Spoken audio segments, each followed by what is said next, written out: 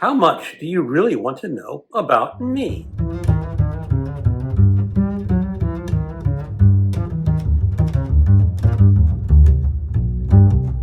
Hello, welcome to my channel, another Bibliophile Reads. My name is Greg, and today I'm doing the off-the-shelf tag created by Mike at Bibliophile-Bookscape. I was tagged by a number of different people, and this tag is a little bit different. It doesn't ask too many bookish questions. It asks questions about who you are and what you do. And it's a good way to get to know your fellow booktubers about what we do in our lives or what our lives are like when we're not reading. There are 20 questions to this tag. Question number 1. When you're not filming or reading, what does a normal day in your life look like? Work, school, etc. Whatever you feel comfortable sharing. Well, I retired from my job as a computer programmer in 2021. I was 57 years old, going on 58. I lived in Washington State and was moving to Virginia because my wife wanted to move back to Virginia, a state we were originally married in way back in 1996. And now that I'm retired, my whole day can be whatever it wants to be. I really like retirement. You get the idea that when you're retired, you'll get a whole lot done. That really has not turned out to be the truth. I have mentioned this a number of times. When you're retired and you wake up in the morning, you tell yourself, I have all day to do whatever I need to do. I don't have to hurry to get it done. And then somewhere around 4 o'clock, you look at your watch or your phone and you realize that the whole day has gone by and you haven't really accomplished all that much because you have the whole day to do it in. And yes, my amount of books that I've been reading or pages that I've been reading has gone up since I retired, but not as much as I thought it would. It's the curse. Kurt Vonnegut would say, farting around. That's what retired people do. They fart around. But my life is still very meaningful. I really enjoy retirement. It is the best thing that I have ever done. Question number 2. What kind of work do you do, and does it change how you read or what you notice in stories? Well, as I said in the previous question, I'm a retired computer programmer. I wasn't always a computer programmer. When I finished college, I became a clerk at Crown Books. Eventually, I moved over to Borders Books. And then once I quit the bookstore industry, after about 7 or 8 years, I became a telephone dunner, debt collection. And from there, I moved on to corporate collections. And then was in a corporate environment, a job opportunity arose when I was working with people putting information into a website. And that job developed into computer programming. I have not been officially trained as a computer programmer, but that was my day job. And yes, I think that did change the way that I read stories. I became more critical. I became more analytical. I became less tolerant of stories that use magic and fantasy and far-fetched happenings. I just became the true skeptic. I can't read a lot of modern fantasy stories now because I just cannot believe in magic. I want something rooted in reality. I still like science fiction, but that science fiction does need that root in reality. And I think that in part is because I was a computer programmer and had to use that analytical part of my brain. Question number 3. Are you a morning person or a night owl? I'm a morning person. If you asked me when I was a teenager in my 20s, I would have said I'm a night owl, even though I never really spent a whole night awake. I always went to bed relatively early for a night owl, maybe midnight to 1 a.m.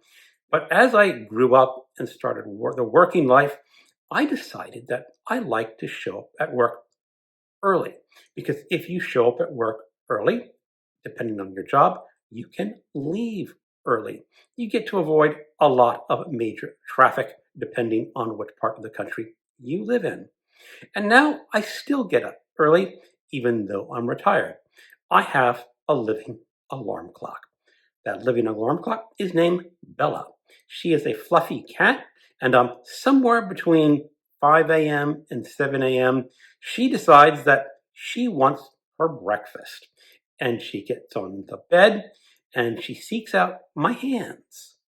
And these hands are to be nibbled on. The fingers enter her mouth, or should I say, her mouth surrounds the fingers, and she gently bites on me. She's not puncturing the skin, it's just a reminder that Bella is telling me, I have sharp teeth. I want my breakfast. Get up, human.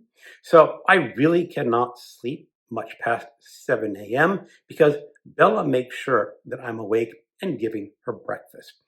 But I still find that being awake in the morning is refreshing because once I feed the cat, Bella's not my only cat, I go for a daily walk outside if the weather is permissible, and I usually walk for half hour to an hour while listening to an audiobook and just enjoying the morning.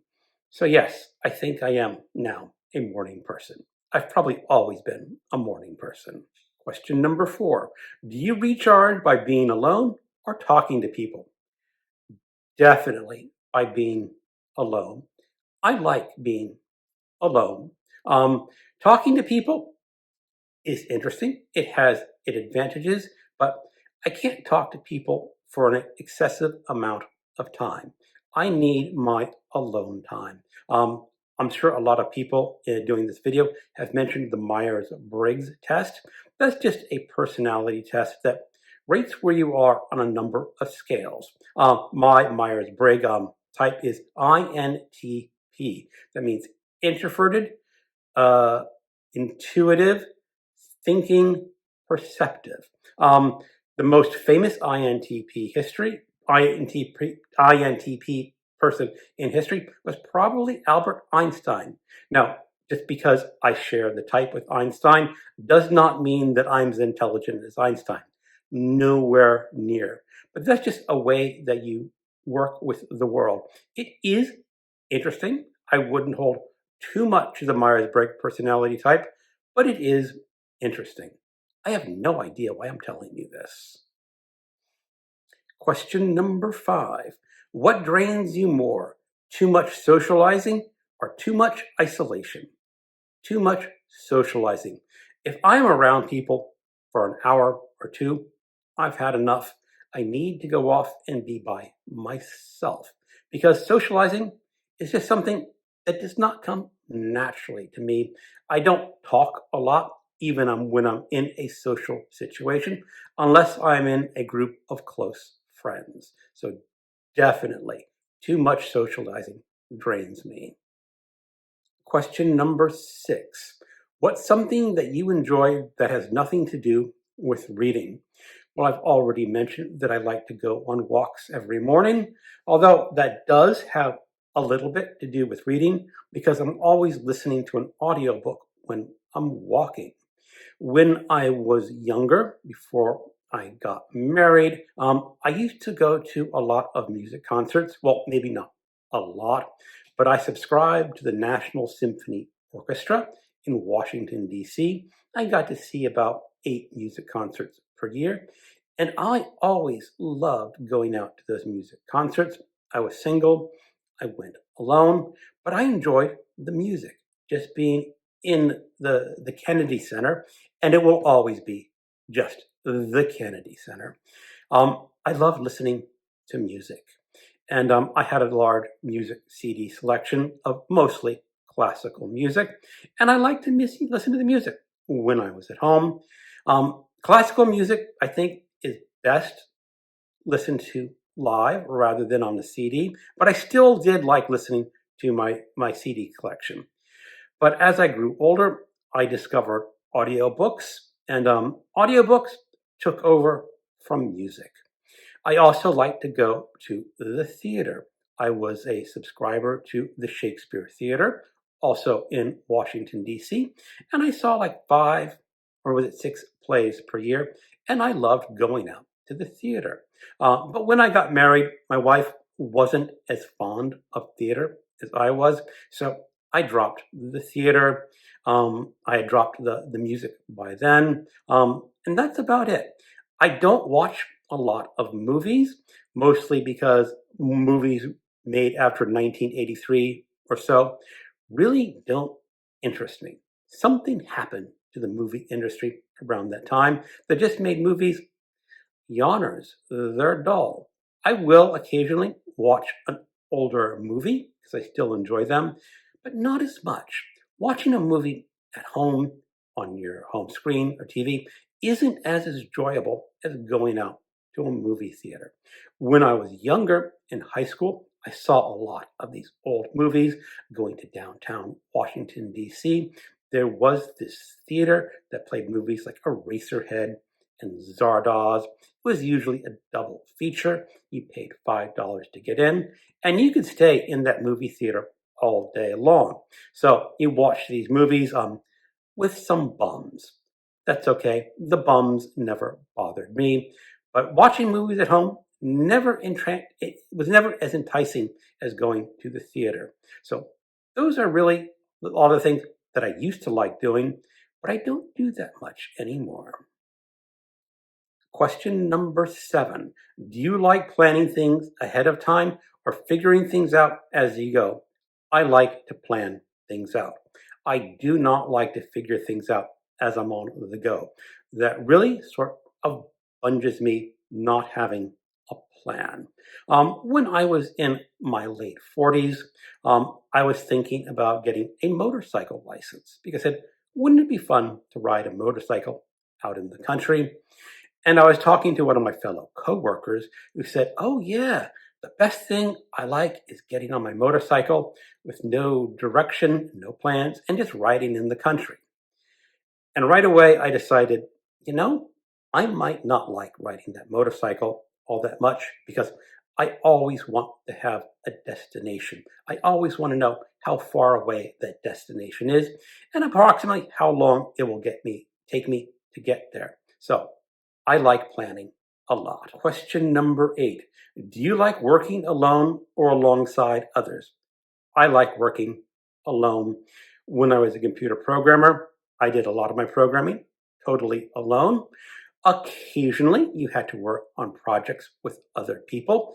That could be very annoying, especially as I advanced in my computer programming career. And the bosses assigned me to be the quote unquote team lead, where I helped mentor the younger programmers and check their work for them. I did not like doing that. I much preferred just being given an assignment and doing the assignment alone and turning it in and then getting a new assignment. Definitely working alone. Question number 9. Are you more sentimental or practical? I'm not very sentimental. When I'm reading a book that gets very sentimental, I really get annoyed. And if it was a physical copy, I'd be tempted to throw the book across the room. I remember reading one book for the BookTube Prize. It was about a child with a very devastating illness that basically caused advanced aging. And there was just some dialogue between the child and his parents and saying, you're the best parents in the whole world.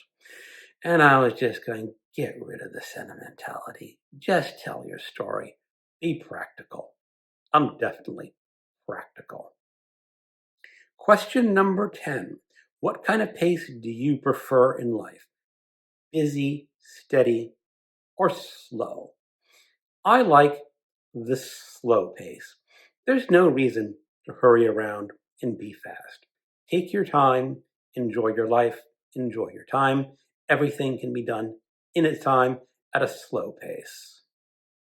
Question number 11. What's a simple task you strangely enjoy doing? I've heard a couple of people mention this, but I like doing the dishes.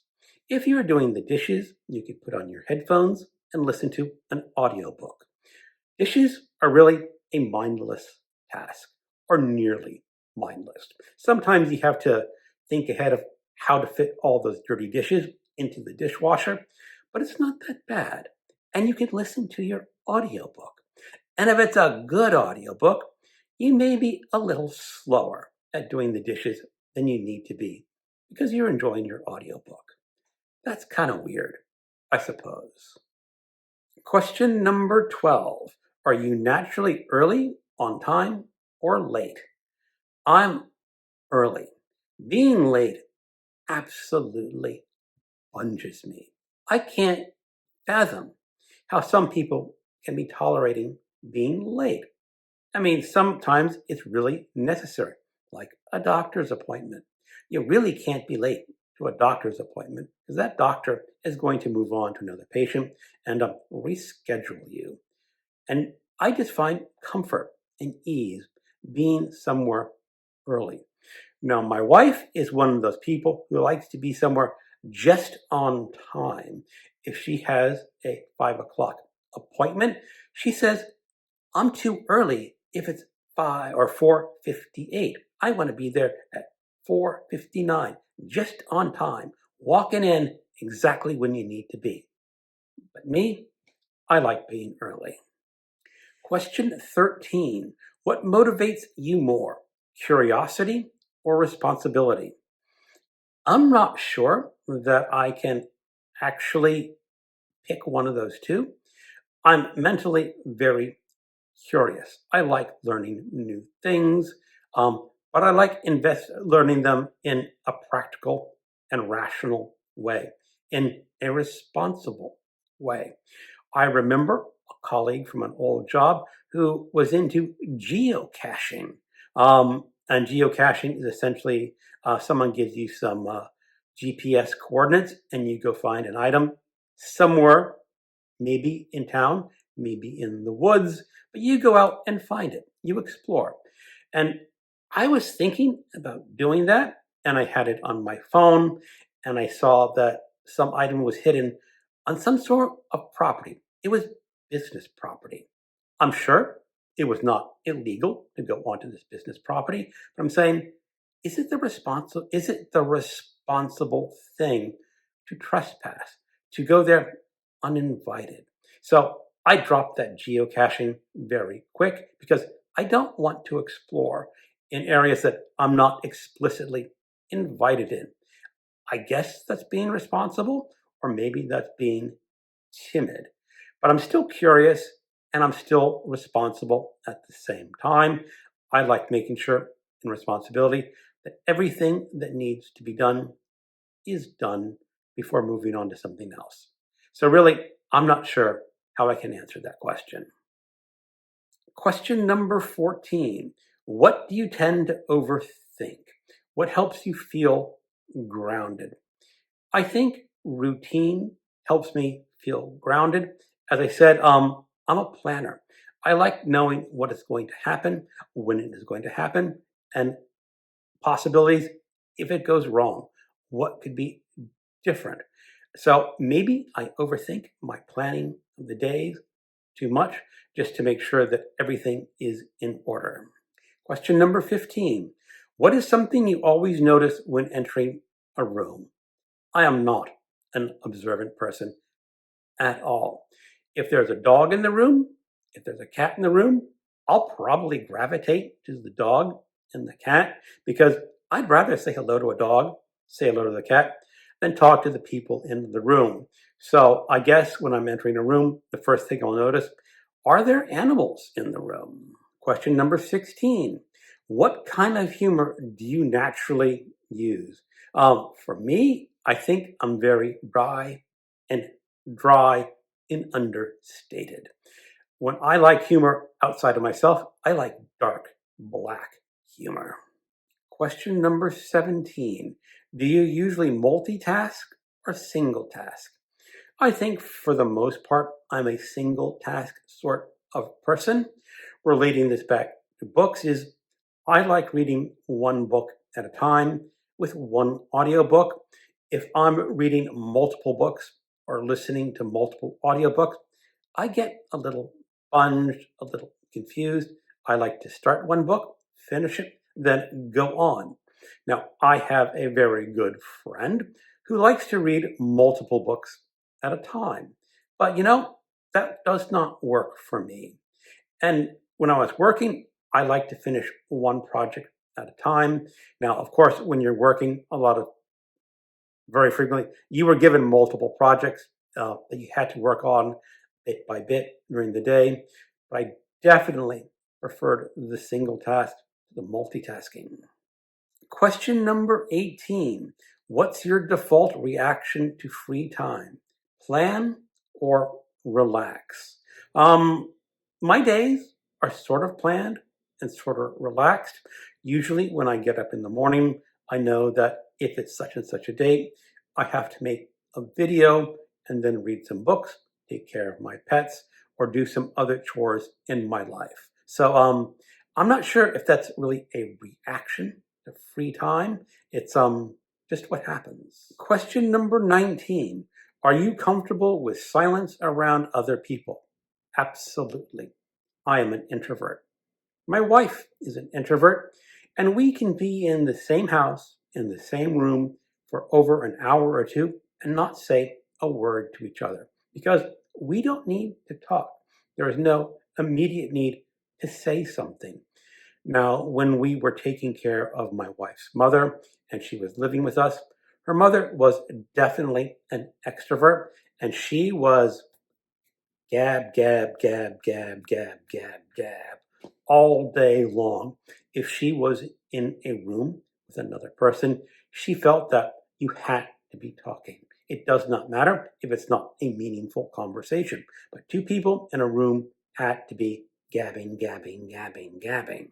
But I like the silence. There's something very special to be in a room with people that you care about, like my wife, and not feel the need to always talk. Question number 20.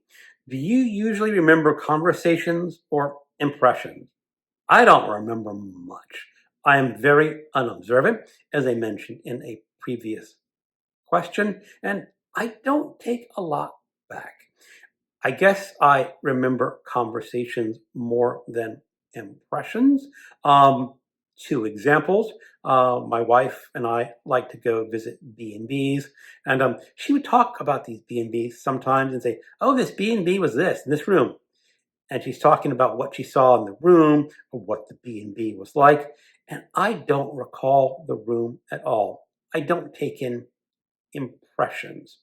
I do sometimes remember conversations more, especially if the conversation is meaningful to me. In one of these B&B vacations, I remember talking to one of the innkeepers. She was very polite. She asked me what I like to do. I mentioned that I read a lot of books. She asked, "Oh, what's an author that you like?" And at the time, I had just finished a book by Philip Roth. And the innkeeper got very quiet. You could see something was wrong. And she said, "Philip Roth has stayed in this inn." And she mentioned he was not a very nice man. Now, Philip Roth has always had a reputation of being a little nasty. But this is a little real life proof that I remembered through a conversation. So I guess I remember conversations more, especially if it's about books. If it was about something else, I'd probably forget about it right away. Okay, that is the off-the-shelf tag where I got to talk about me.